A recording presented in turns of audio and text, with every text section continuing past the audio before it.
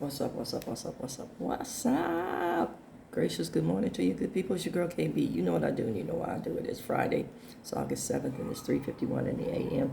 This is my last recording for the day because, once again, I am behind in my paperwork.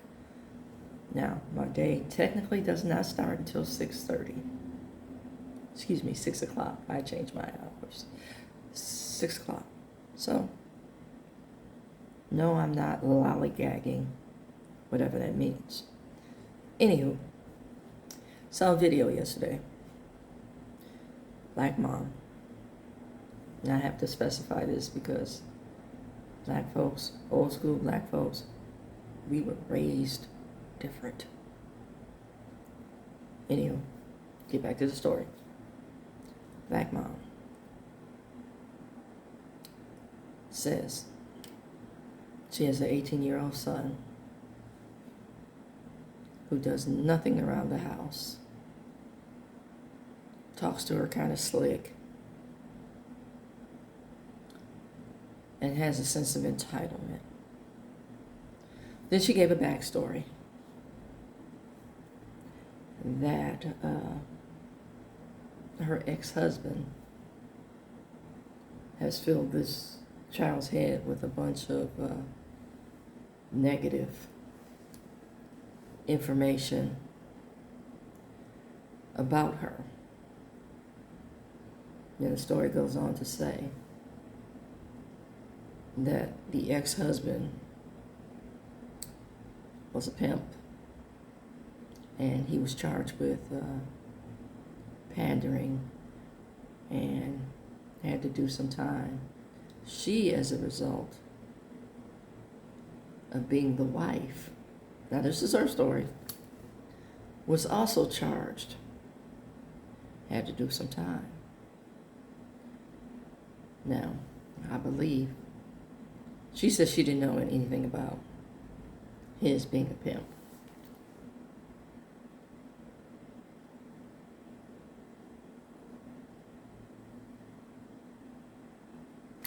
I want you to get the full side eye.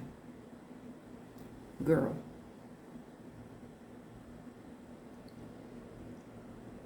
you have some extra money in the house? Where do you think that came from? Did you have females calling the house? I hate referring to women as females. Have other women calling the house? Did he have a phone you couldn't touch? How did you not know? How did he meet you? Were you naive to the game? You know, I grew up in a sketchy environment, but I had a pretty sheltered lifestyle. But I knew folks from the street who put me up on game, okay?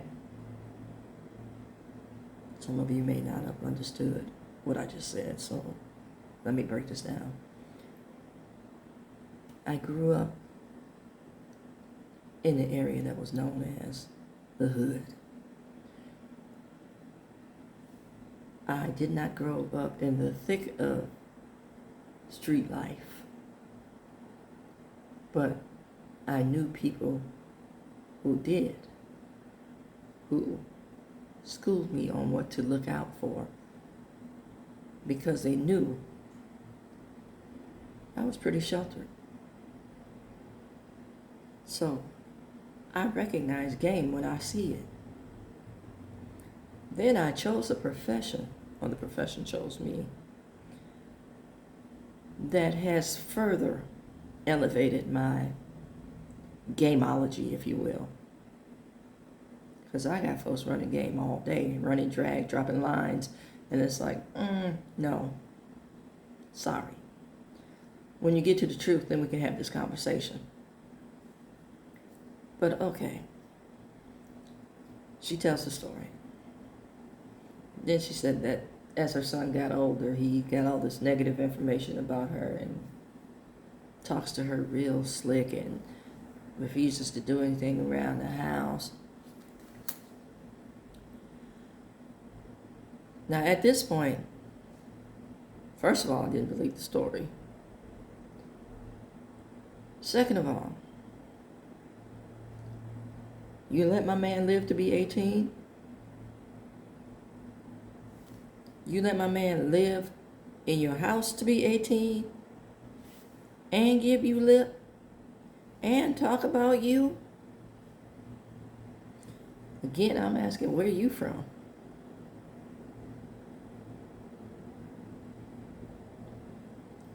Seriously. What's really going on?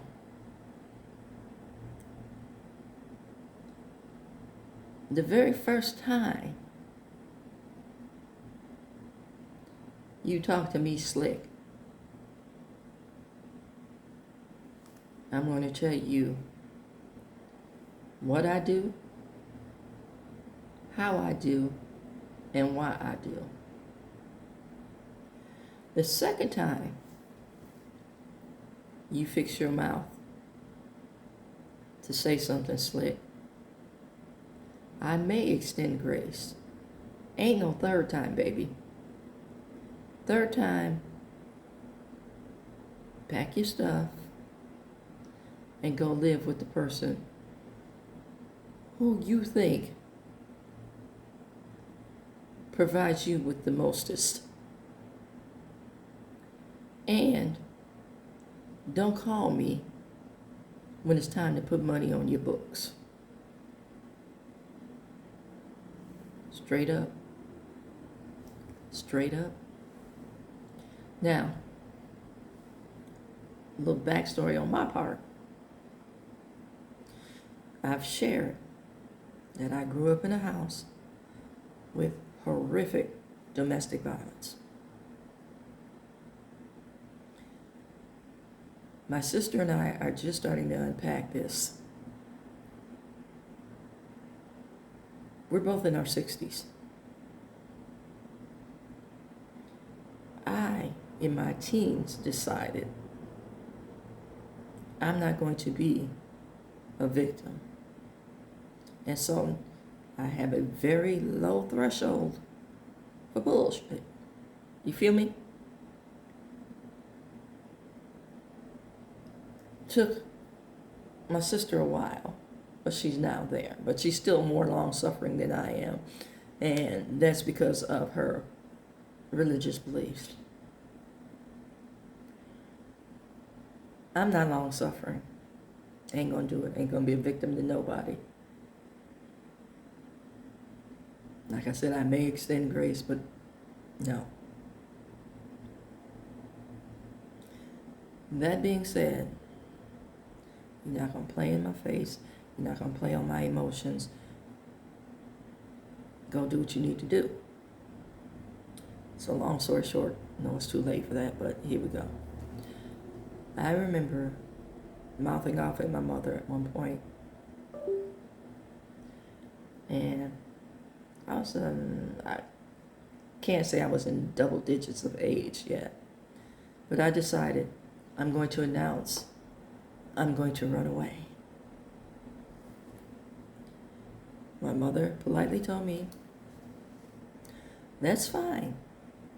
Do what you think you need to do. But don't take anything that I paid for.